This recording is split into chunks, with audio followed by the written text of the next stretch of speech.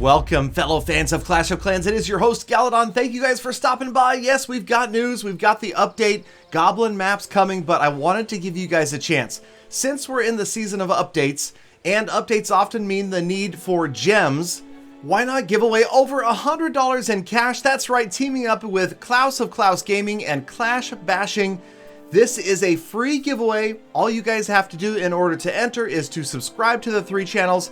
Follow us on Twitter. If you already do, you get bonus entries. The information, the link right down in the description, and it ends on Sunday night. So make sure you guys get in on that. We're going to be doing more of this, and I'm also going to be throwing gift card codes down in the comments just because I feel like it. All right, so let's talk about the Goblin Maps. Now, you might notice right here on my profile, yes, I've already got a chance to play them, and I've gotten more stars from the new Goblin Maps already. So, okay, fine, not really. I haven't really actually gotten to play them yet. But I wanted to talk a little bit about the idea of, well, it turns out, what is it? 25 new Goblin Maps? So we've got 50 Goblin Maps that exist right now, and we're going to get 25 more. Okay, so here's my concern. I've talked about this, and I feel like, yes, okay, cool, great, Chief Pat will be happy. The son can finally relax. He got his Goblin Maps that he's been asking for years. But is it really, you know, I just feel like 25 Goblin Maps is something that most people will play through in a very short period of time. You know, yes, they might be cool looking, they'll be different, they'll challenge you a little bit, probably not. I'm guessing they're not going to be all that hard. I mean, I honestly have not played these new finalized Goblin Maps, so I can't tell you, oh, they're going to be super hard, or you're going to be able to annihilate them with E-Dragons or whatever it may be.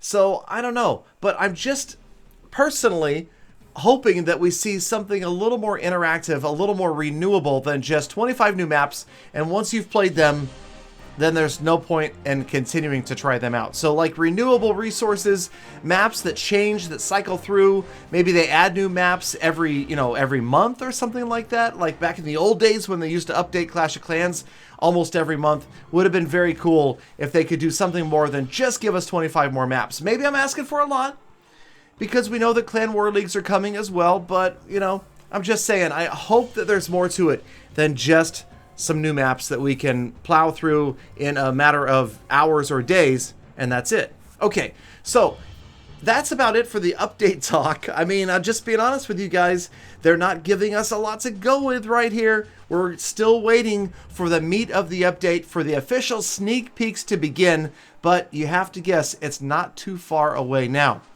In the meantime, the race between Galadon and Klaus continues this season. We've got weeks left in the season, and both of us racing to try to beat our personal bests and to see who can finish higher in trophies. Now, we're showing a couple of my replays on the screen. I do currently hold a little bit of a lead over Klaus. As I speak, I'm in the clouds, of course. And yes, I have slightly changed my attack strategy. Now, I don't think I'm going to be going away from Electro Dragons anytime soon, but what you'll notice here, it doesn't really merit a dedicated video talking about the late queen. I considered it, calling it the late queen or the last minute queen or something like that.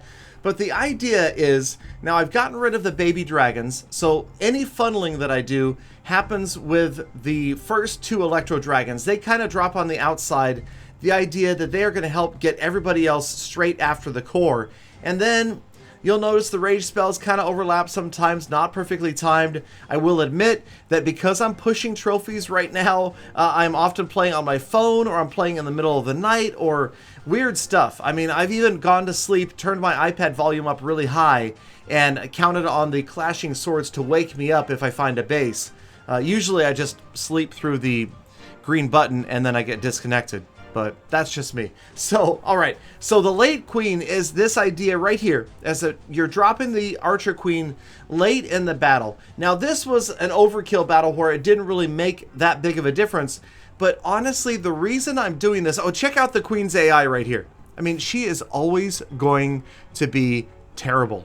Her artificial intelligence is always awful. Look at that. She could have gone around that corner. Instead, she works on this wall. I don't know. It actually helped me out because she gets the Grand Warden and that Wizard Tower down.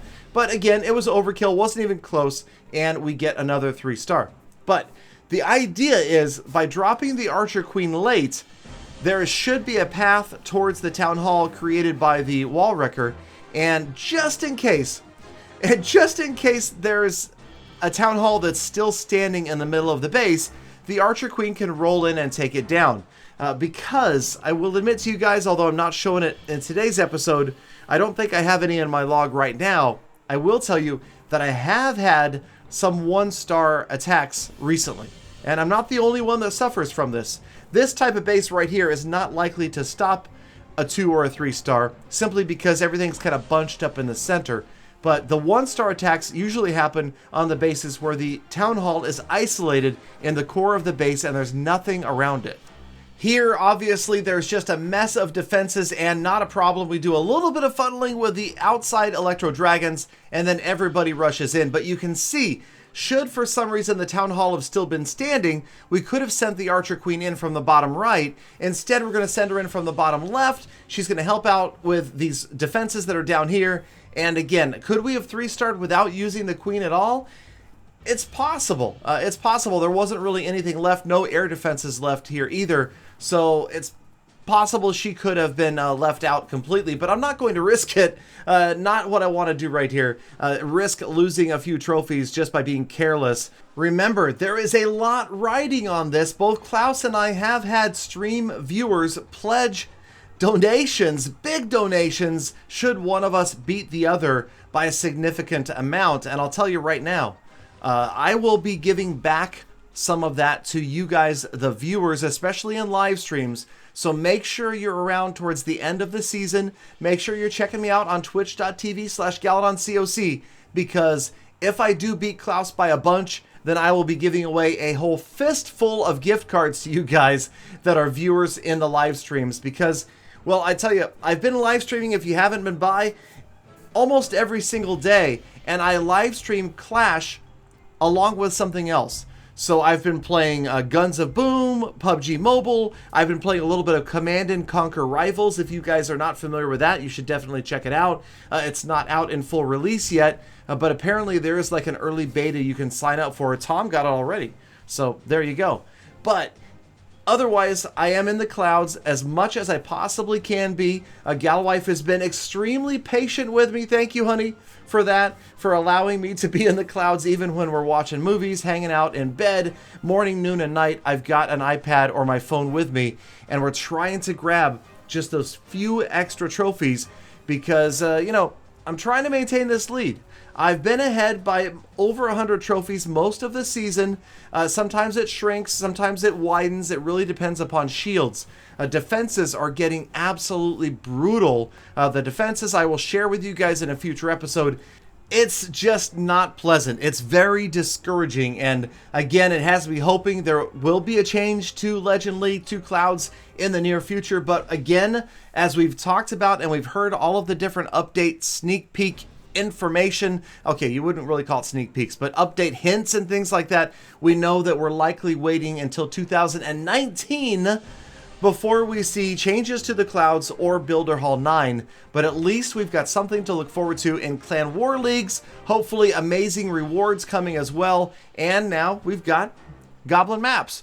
Alright, so 15 trophies, that's a relatively big win right there for 3 stars, but I wanted to show you guys where we stand right now. So 6,116 trophies is where I am as of recording this episode, and there is Klaus, 5,942, so he's over 160 behind me right now. Root for Galadon, you guys, down in the comments, okay? Let's get some cheering going on for Galadon. Again, it comes down to shield management. I've got my 1-day shield up, so that is going to help me save having to take a defense in 3 hours and 20 minutes. But in the meantime, back to the clouds we go. I know I joked about making an episode where all I do is show clouds the entire time, and I talk as long as it takes to find a base. I don't know if many people would want to watch that episode though, but hey, you watched this episode. Thank you. Thank you for sticking around all the way to the end. You're the true #GalaFam. I genuinely wish you a fantastic rest of your day. Be kind to each other, be kind to animals, and I'll see you back here again tomorrow for more Full Attacks.